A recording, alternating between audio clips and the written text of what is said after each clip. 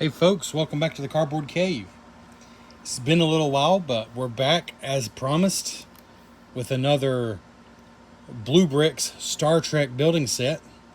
These are officially licensed building block sets, not from Lego because Lego's never had the Star Trek license. They are from Germany, where this company is able to have the Star Trek license. And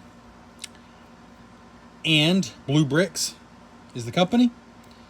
And if you want to know more about how you can get these sets and shipping costs to America and all the different sets that I have, go back a little while and find my first video where I showed you the boxes for all the sets that I got. I think it's something like 13 of them. I don't know. It's at least 10 different sets I got. All in the roughly $25 to $40 price range, somewhere in that neighborhood each. And then I also did the Voyager, the actual ship Voyager from the show, Star Trek Voyager. I did that a little more recently. So I already have those two videos. Check those out. But I asked you in the comments of my Star Trek Voyager video to let me know what one you'd like me to do next. I'm very flexible. I don't think I'll do videos on all of them, though maybe I will over time. And somebody commented and that they'd like me to do the Romulan Warbird. So here I am. I read all the comments and I reply whenever possible. So this is the Blue Brixx Pro, which all these sets I got are the Blue Brixx Pro models, which basically means they have a full color box and full color instructions, the things you would expect from a Lego style set. This is the next generation version, set number 104573. 510 pieces. Like I said, go back and watch that first video I did on all these, and I'll tell you what I paid. But I'm guessing it was in the neighborhood of $35, probably, give or take. That's what most of them were. And I showed the boxes all in detail as well, so I won't spend a ton of time here. But here is the back of the box, display stand, side view, top view. And I do love the tops. Each top shows you basically the flagship from the show. So this particular model is from Next Generation. It shows the Enterprise D. Then on the sides, you got basically, I guess that's the warp trail. Then on the other side, the name of the ship and part number. So these are nice. As far as the boxes, they can be stored a lot of different ways. I like that. Like you can store it this way, and it looks good that way as well. But enough about the box. There's just a cardboard tray in there, and then bags that are numbered, but there's only 1 and 2. That's the bags. There's bags that are numbered number 1 and bags that are numbered number 2, and that's it. So you're basically building in 2 different halves. And the instruction manual, much like the Voyager, is a nice quality. A sort of a matte finish, I guess. Nice thick cover. Actually thicker and sturdier than the Lego one. This one was a little bit beat up in the packaging, but to be honest, it doesn't affect it at all. And I've had Lego instruction manuals much more beat up than that. But it's a good manual. The build, I'll just go and say this up front. I'll give my pros and cons at the end of the review. The build is beyond what Lego would ever do as far as just, it's a little more difficult, a little more frustrating than what Lego would ever do for any but their most expert sets. Like, I think I mentioned it before, but I built the Lego Carousel. It's like a 2,500 piece set from some years ago. It had a motorized parts, all the different rides go up and down. It was like a $200+ set. It had stuff like this in it, and probably beyond. But they would probably never do, and I don't want to oversell it. Like, it's not like you can do it. If you're watching this video, you can totally do it. You can totally do it just by following the instructions. But I'm saying there's a few frustrating things. Like these little, Lego actually doesn't use these. These little hollow, I'm not sure what they're called. Hollow anti-studs. The little tubes. They're little tubes. And you actually push them down. It actually includes a little extra blue thing here. A blue rod piece. You push them down. And they're just a little fiddly. But once you get it done, you can do things that you can't actually do with Lego sets because they don't use those pieces. There's a few other times when it's just like, it's not like illegal builds. Like, in a Lego, we say something's an illegal build if it doesn't follow their standards. I don't know that there's anything in here that I would say is that. It's just, there's a few things that crumbled in my hands as I was building them, because they're just not very sturdy until you're done with that step. That happens in Lego, but for a 510 piece set, I feel like it happened a lot more with this. And that's because they know that these are primarily aimed at adults. And Blue Brixx focus, make no mistake, Blue Brixx focus with these sets is that the final model looks really good. That's their main focus. Whereas Lego cares about the final model, but they also want you to have a fun, pleasant building experience. And so they do things that sometimes compromise the looks in order to have a fun, pleasant building experience. So that's up to you. Like, I think I do prioritize the final model. So I agree with Blue Brixx's way of doing things. But I will say it was a slightly more frustrating build and a slightly less fun build than perhaps, say, a Lego Speed Champion set that might be about the same number of pieces. But the final result, I think, is worth it. Because here's something Lego wouldn't do. Green, this color of green, like, was it olive green? And a few black. And I think that's it. Besides, there's some printing on some pieces. Green and black, that's the pieces. That's all you're going to be using. Lego mixes the colors up just because they've done studies. It's less fatiguing. It's more fun. So they'll throw like random yellow and blue bricks in a model. And sometimes they're not 100% hidden. And it's kind of frustrating as an adult who values the display factor. So I do value the way Blue Brixx does things. It might make for a little more monotonous of a build using 99% this color of green and a few black pieces. Oh, there's gray in the base. But I think it's worth it in the end. So yeah, I just wanted to get that out front. The manual is good. You can totally follow it, no problem. Just know that it's going to be a slightly more frustrating build than like an easy breezy, like 8+ Lego set. This is more like, despite the fact it's only 510 pieces, this is like an expert level Lego set. But an ape could probably do an expert level Lego set because you got the manual. So don't let that scare you away. I just wanted to point that out. But I think the looks are really good. Again, this is only a 510 piece set. And yet they get the shaping so good. And everything you see that looks like a print is a print. Blue Brixx uses no stickers on their Star Trek Lego sets. And I hope I didn't say Star Wars earlier. I did that on 1 or 2 of my videos. And I'm not like even the biggest Star Wars fan. So it's not like I'm confusing the two. It's just my brain sometimes has Star Wars. And that's really embarrassing. But anyways. I want to give you in for a closer view. And we'll look at the plate and everything better. But I just wanted to leave it like this for a second. Talk about a few things here. So, first of all, the first thing you build is the stand, as I mentioned in my Voyager video. And it's monotonous, and it's not the most fun thing in the world to build. Like, these are all a bunch of gray pieces and a bunch of black pieces on bottom. It is not just one solid piece, which they honestly could have done if they wanted to. But I do feel like this one was less monotonous than the Voyager one. And the stand is unique to the Romulans, which I really appreciate that. It's not a Starfleet insignia or something that's not appropriate. And a Klingon ship will have a Klingon insignia. So I really do respect that. So the base is fairly simple. It's just a lot of bricks in there. Then you got these clear pillars that have a white pole in the middle for stability.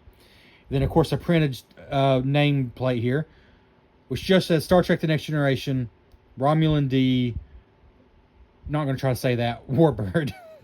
Length, it gives the length, and then trademark 2022 CBS Studios. So, yeah.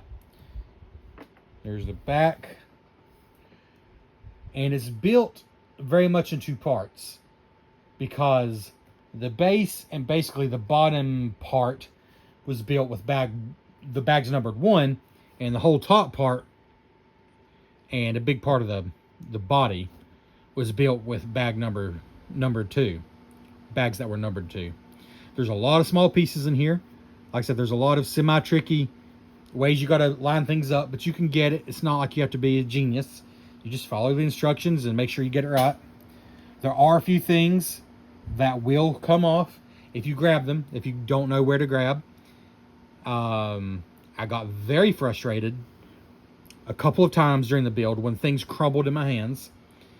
Luckily, it's a bit more sturdy once it's all together, and nothing broke to the point that I couldn't figure out how to get it back together. Trying to put it on the stand, though. I'm honestly not sure if I want to take this off the stand right now. I want to for a better video for you, but also don't want to. I really don't. All right, let's get a more bird's eye view here. And we are going to come in for a closer handheld cam look, but I just wanted to do this first. I think the shaping is really good. Here's the thing. Lego, yes, it was a little more frustrating than the Lego building experience, but I don't think Lego would get something looking this good for a ship like the Romulan Warbird. Because the Romulan Warbird is a tricky ship. I mean, it's basically completely hollow. You got essentially 4 wings and a skinny body. Like, it's tricky. And it's definitely not as stable, it's not as sturdy in the hands as the Voyager I've already reviewed. And that just comes down to the shape of the ship. So, I'm not saying that as a negative, though. I'm saying Lego would not have done it. If Lego were going to do something like this, they would really beefed up the middle part, probably, to make it more swooshable, to where it doesn't fall apart in your hands as easily. But it probably would not have looked as delicate, really, as the Warbird should look. Like, you know what I mean? Like, it doesn't need to be a big fat body. It's kind of graceful, maybe is a better word than delicate. So again, everything you see, these windows are all painted, printed, and they do a great job with their prints. I mentioned it in the Voyager review, but they actually put them on these black plates and print them that way so they can guarantee everything's lined up. And they tell you just throw these black plates away, but you know, it's hard to throw away perfectly fine bricks. Other than that, there's very few extra pieces, like 3 or 4. A couple of those little things, which is good, because I imagine those could break. Those little hollow tubes I was telling you about. Yeah, I'm really pleased with the final product. I feel like it was a little more of a frustrating build than the Voyager, but I feel like it's worth it. And I think the frustration doesn't come down with the quality of the bricks or even the design, which is great. Just like I said in the Voyager review, the designers that Blue Brixx has making these Star Trek sets are just great at their jobs. I think the frustration just came down to the fact, the design of the ship. It's a little bit fragile because it's basically 4 wings and a super skinny hollow body. Speaking of hollow body, if I'm going to try to take this off the stand, I better do it while I have the camera up on the tripod. So wish me luck. I had a hard time getting it on here, and I kind of hate that I'm taking it off right now. You know what? Instead, let's go in for some more close details, and then I'll take it off final thing. So if it falls apart, I can end the video there. So first of all, there's that sign, completely printed. Do a great job on the print. There's a better look at the base. Let's see if I can give you a better look underneath here. So underneath is, you know, not totally finished. Like, you probably wouldn't want to display it where you're only seeing underneath. That would be kind of a shame. You wouldn't be seeing its best angles. Like all this, like this is supposed to represent, these 3 pieces represent basically the front window, and it's printed. All these are printed. Like I said, everything that looks printed is printed.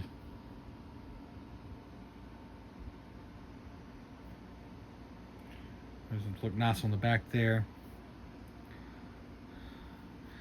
And the cool thing about these Blue Brixx Star Trek sets is there's really no shortcuts. They don't take the easy way out. I mean, look at all the pieces involved. And this is just what you can see. This isn't, you know, what goes inside. A few of these I could press down a little better, but that's just me. That's not, there's really nothing wrong with these bricks. If anything, now I don't know if this set came out before the Voyager or after. I'm thinking maybe it came out after. Because if anything, I feel like these bricks are a little better quality than the ones on the Voyager. Although there was nothing wrong with those either. I just said they definitely weren't quite up to Lego. But these felt closer to me. Like I said, none of my frustrations had to do with the quality of the bricks. It's just, well, look how hollow it is. I mean, like for example, this is built and clipped on the top and the bottom to kind of bring the wings to that correct angle. There's just a lot of times where things could go wrong. Oh, I lied. There is like some neon green pieces. There's like 6 of them. That's not one of the 3 colors that's basically used in this set. Right. Do a couple more spins because it's very possible that this thing will fall apart on me. Sorry, I don't have a fancy turntable. Maybe I should invest in one. This thing might fall apart on me when I take it off, so I'm doing this now. I played to display it like this, and you can see it's fine. Like, it's sturdy. Nothing's shaking off. It's just when you grab things with your hands, you start poking and prodding. There's little pieces. Let's see if I can find some. These little pieces fall off, and there's a couple other pieces that seem to fall off every time when I touch them. Oh, this is a print, of course. Thought that was pretty nice. All right, well, take a final look because it might fall apart after this. Because here we go. I'm going to try to get it off the stand without it falling apart, obviously. All right. So the instructions showing you putting the Warbird down and then putting the stand on top of it. I tried it a couple different ways and broke it each time until I finally got it that last time. So here we go. Just come off. All right, the stand really doesn't. I mean, it just connects by the studs there, obviously. It doesn't hold on that tight. So getting it off was fine. Getting it back on, I'll try to get it back on video. That way you can really see. Let me zoom back out a little bit here. It is worth taking off because it is cool to hold in the hands. Just the shaping and everything feels even better somehow, I think, when you're holding it. It's just a fragile creature. I mean, as far as ships go, it's a fragile creature because of the very design of it. It's not anything Blue Brixx did wrong by any means. Like I said, if Lego even tackled something like this, it would be less fragile, but I think it would probably also look a little too bulky in this scale. So I think the compromise is worth it for Blue Brixx to have kept it as delicate as it needs to be. And see, I just touched something I shouldn't. I could tell it wanted to come off, but it didn't. Trying to keep my hands where they should be.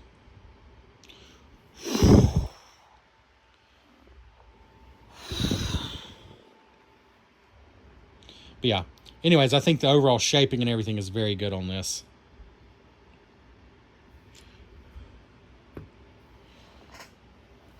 If for some reason you want to display it without the stand, it still looks fine. I mean, it sits there. It's not going to wobble over. It's not going to fall over. It's perfectly fine like that. Like, really no issues there.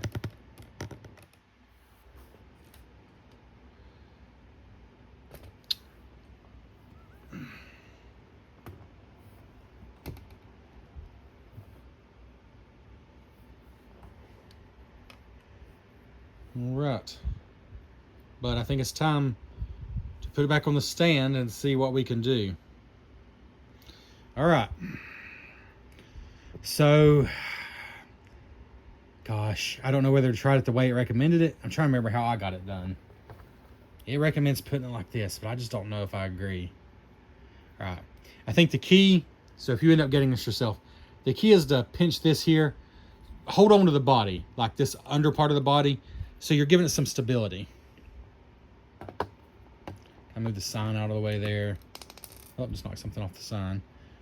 This front one just lines up there. I'm nervous. Okay. I think I got it. All right. So maybe I made much ado about nothing. Just hold it by the right spots. Hold it by the, what is that, the fuselage? Hold it between your fingers right here just to give it some stability. Don't grab at the wings. Don't grab at the fragile parts. And you'll be okay. All that fell off is this little piece from the base, which is, you know, it is one that falls off. use those little tube anti-stud things. Well, how about we worry about that in a minute. We'll just display it from this side. So there you go. That's it. That's your Romulan Warbird from Blue Brixx. I do think it's a win. I think it's a really cool set. And like I said, go watch the video where I unbox or take them all out of the shipping box and tell you about shipping costs and things like that. But if you're ordering some other sets, long story short, so that this isn't the only thing you're ordering to make shipping more worth it, then I think it's totally worth asking price of, I'm sure, in the neighborhood of $30, $35. Yeah, a little bit of a fragile build, but it does all right once it's all together.